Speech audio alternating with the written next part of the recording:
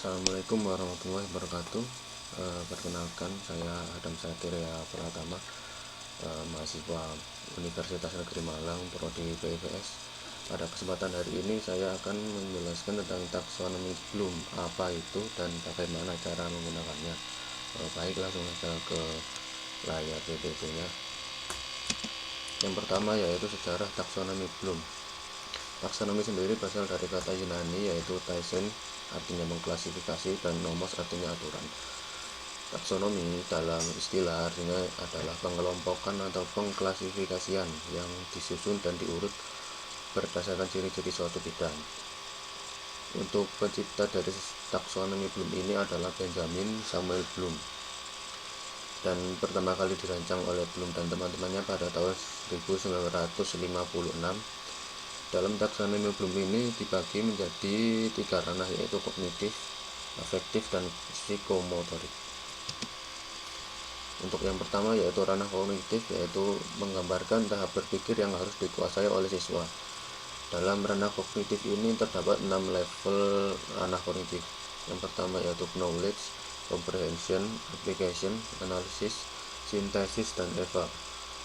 Untuk 3 level pertama di bawah biasanya disebut dengan LOTS atau low order thinking skill, dan 3 level berikutnya atau yang di atas yaitu HOTS, high order thinking skill.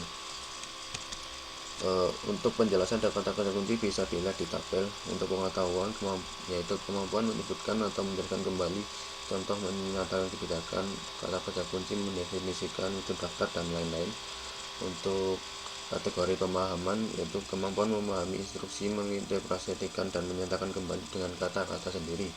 Contoh, menuliskan kembali atau merangkum materi pelajaran dengan kata kerja kuncinya, menerangkan, menjelaskan, dan lain-lain. Penerapan yaitu kemampuan menggunakan konsep dalam praktek atau situasi yang baru. Contoh, menggunakan pedoman menghitung gaji pegawai untuk kata kerja kunci, menerapkan, mengubah, dan lain-lain. Yang keempat, kategori analisa, kemampuan memisahkan konsep ke dalam beberapa komponen. Contoh, menganalisa penyebab meningkatnya harga pokok penjualan. Kata kerja kuncinya menganalisa, mendiskriminasikan, dan lain-lain. Artinya ada sintesa, yaitu kemampuan merangkai atau menyusun kembali komponen dalam rangka menciptakan arti baru. Contohnya menyusun kurikulum dan mengintegrasikan pendapat dan materi dari beberapa sumber. Dengan kata kerja kunci yaitu mengkategorikan, mengkombinasikan, dan lain-lain. Yang terakhir yaitu kategori evaluasi, yaitu kemampuan mengevaluasi dan menilai sesuatu berdasarkan norma, acuan, atau kriteria. Contohnya yaitu membandingkan hasil ujian siswa dengan kunci jawaban.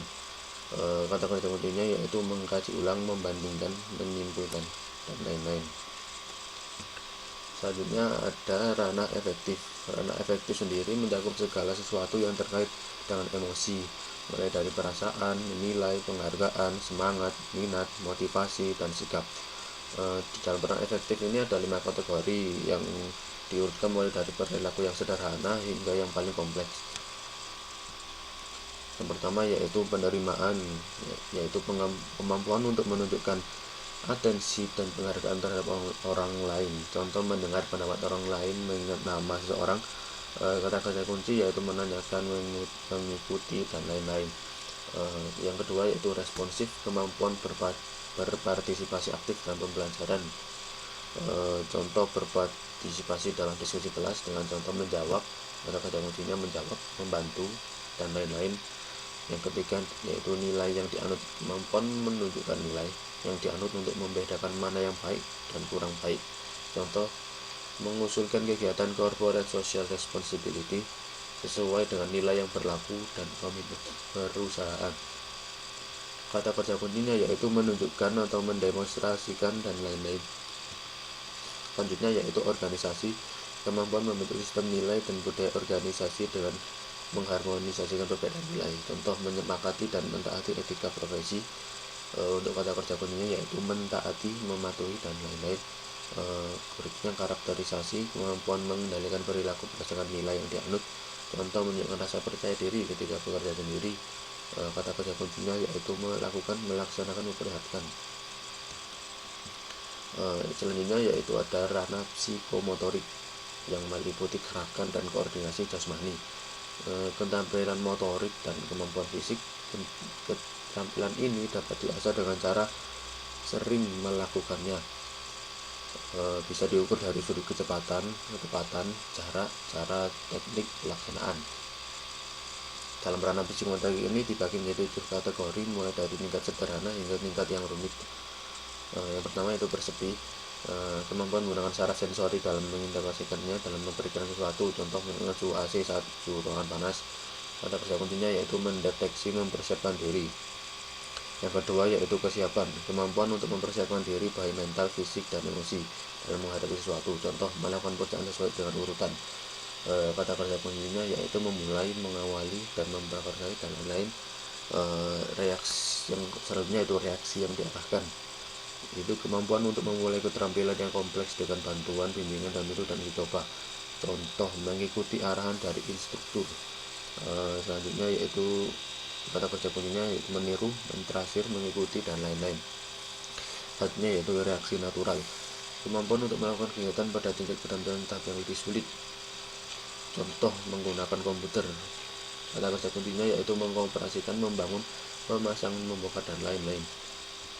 Selanjutnya yaitu reaksi yang kompleks, kemampuan untuk melakukan kemahiran dalam melakukan sesuatu, di mana hal ini terlihat dari kecepatan, efisiensi, dan efektivitas, contoh keahlian bermain piano. Kata kerja kuncinya yaitu mengoperasikan, membangun, memasang, membongkar, dan memperbaiki, dan lain-lain. Selanjutnya ada adaptasi, kemampuan mengembangkan keahlian dan dimodifikasi sesuai dengan yang dibutuhkan, contoh melakukan perubahan secara cepat dan tepat. Dan kata kerja kunci mengubah, mengadaptasi, dan lain-lain. Yang terakhir yaitu kreativitas, kemampuan untuk menciptakan pola baru yang sesuai dengan kondisi dan situasi tertentu, contoh membuat formula baru, inovasi, produk baru. Dengan kata kerja kunci merancang, membangun, menciptakan, dan lain-lain. Untuk detailnya bisa dilihat di tabel ini. Jika ingin lebih rinci bisa di pause videonya. Selanjutnya, taksonomi Bloom ini pernah direvisi oleh Lorin Anderson Cadwell sebagai murid Bloom. Dia merevisi taksonomi Bloom pada tahun 1994 dengan alasan agar taksonomi ini lebih relevan digunakan pada zaman sekarang. Namun revisi ini baru dipublikasikan pada tahun 2001. Dalam revisinya hanya ranah kognitif yang direvisi, dan revisi Cadwell ini biasanya sering disebut C1 sampai C6, dan berikut adalah perubahan-perubahan yang terjadi di ranah kognitif. Yang pertama, perubahan kata kunci dari kata benda menuju kata kerja. Dan untuk level-levelnya, pada level 1 yang awalnya pengetahuan menjadi mengingat, level 2 pemahaman menjadi memahami, level 3 penerapan menjadi menerapkan, level 4 analisis menjadi menganalisis, level 5 evaluasi menjadi menilai, level 6 analisis menjadi mencipta, sintesis menjadi mencipta. Di sini evaluasi turun level dan analisis naik level, bisa dilihat di gambar, yaitu seperti tersebut. Selanjutnya yaitu penjelasan tabel lagi. Yang pertama mengingat, yaitu penjelasannya kemampuan menyebutkan kembali informasi, contoh menyebutkan arti taksonomi, kata-kata kunci, mendefinisikan, menyusun daftar, dan lain-lain.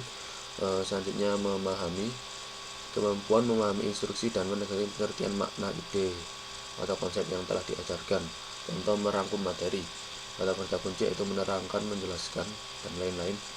Selanjutnya menerapkan, kemampuan melakukan sesuatu dan mengaplikasikan konsep dalam situasi tertentu, contoh melakukan proses pembayaran sesuai dengan sistem berlaku. Kata kerja kunci memilih, menerapkan, melaksanakan, dan lain-lain. Menganalisis, kemampuan memisahkan konsep dalam beberapa komponen dan menghubungkan satu sama lain untuk memperoleh pemahaman, contohnya menganalisis penyebab meningkatnya harga pokok. Kata kerja kuncinya yaitu mengkaji ulang, membedakan, membandingkan, dan lain-lain. Selanjutnya menilai, yaitu kemampuan menetapkan derajat sesuatu berdasarkan norma, contohnya membandingkan hasil tujuan sesuai dengan kunci jawaban. kata kunci yaitu mengkaji ulang, mempertahankan, menyeleksi, dan lain-lain. Selanjutnya ada mencipta, yaitu kemampuan memadukan unsur-unsur menjadi suatu bentuk baru yang utuh dan koheren. Contoh, membuat kurikulum dengan mengintegrasikan pendapat dan materi dari beberapa sumber. Kata kuncinya yaitu merakit, merancang, menemukan, menciptakan, dan lain-lain. Bisa dilihat nanti dengan cara mengpause videonya. Selanjutnya yaitu cara menggunakan taksonomi Bloom. Langkah-langkah menerapkannya adalah: 1.